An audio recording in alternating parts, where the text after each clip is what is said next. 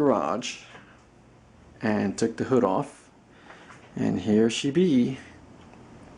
I've already started working on it, and so far I got 6 hours into it, and basically I'm just concentrating mostly on getting rid of the e-coating and checking the panel as I'm sanding it down, just to see what are highs. And you can see some of the highs.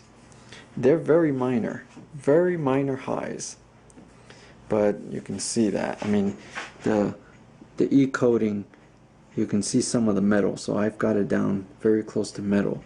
So this is super minor, because you can see right around here, you can see the metal. So these will not show up.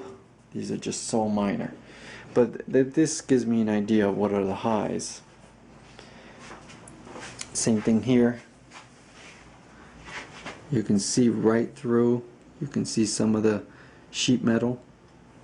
And that's a high, that's a high, another high. So yep, that's you see these are highs, there's lows right here. And this is because of the crease. That's an easy fix. And so then for the areas where I had little sticky, I concentrated on getting it straight. Like here there was a somewhat of a wave, so what I did was I straightened it out by actually sanding this down with 80 grit and using a block like this, and then I basically sanded it down, and I put moderate pressure so that I can actually shave a little bit of the sheet metal, just a very minute layer of the steel, so that I can get it more straighter than what it was. So I did that for here and for here. Then for here in this curve, same thing. Shave down with moderate pressure to get my sheet metal nice and straight. High build will definitely, you know, when I start putting coatings on this and do the block sanding process, this will get straighter and straighter. But that's what I got so far. I still have to do this here. There's no imperfections that I can feel or see, but of course when you block sand it, you start seeing things. Start seeing things come out. Now for here, if you remember, there was a high, and what I did was I banged it down, made it into a low, and put my filler on there. And see, there's a low right here, and right here there's a low now, because that's what I created. And now it's nice and straight. Over here I had to put a little bit more because I missed a spot, but so I have to resand that, but it's pretty much ready. Then over here,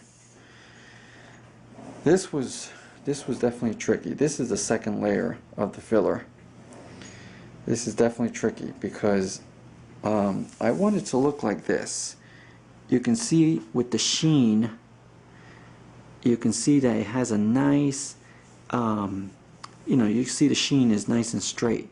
So the curve is really nice and rounded all along here. And it's before this body line for the cowl hood. This one, I have to try to create the same thing. Here's the body line, and I want, you see the sheen right here, I want this sheen to go straight across. So you can see where my filler is. My filler is covering where the sheen would be. Over here was that dent looking crease. So what I'm going to try to do is I'm going to sand the filler in a rounded motion so that I can get this sheen all the way across. Now how am I able to see the sheen if I have body filler? Well, what I do is, where is it? I take my wax and grease remover, it's in a Windex bottle, and I spray the panel with the wax and grease remover. And what that does is it gives me a nice wet look to the panel, so it looks like there's paint on it. Then I take my light, like for example, I would take my light and I would shine it, and I would look, and I would look for the reflection of the light and move it, and that will enable me to see how my bodywork is coming out. And that's what that's one of the techniques I use, along with feeling my my panel to see if it's nice and straight. Over here, running my hand across this portion of the panel, it feels nice and smooth. So I want to do that for here. So the first time I almost got it, but I wasn't happy with it, so I put some more filler on it. Now the filler I'm using is this. This is what I like to use. And this stuff is not cheap. This costs $32 a quart. But it's worth every penny because it feathers out beautifully. I mean, it just feathers out very nice. You can't even feel. I love the way it feathers out. So that's what I got done so far. I have to definitely get all this e-coating off, make it right down to bare metal. All of the spots that I can't take care of with the sanding portion with 80 grit and the sanding, it will definitely be taken care of in the epoxy stage.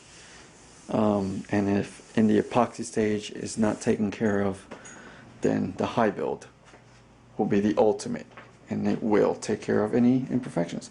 But I don't see it taking so long. This hood was very, very good.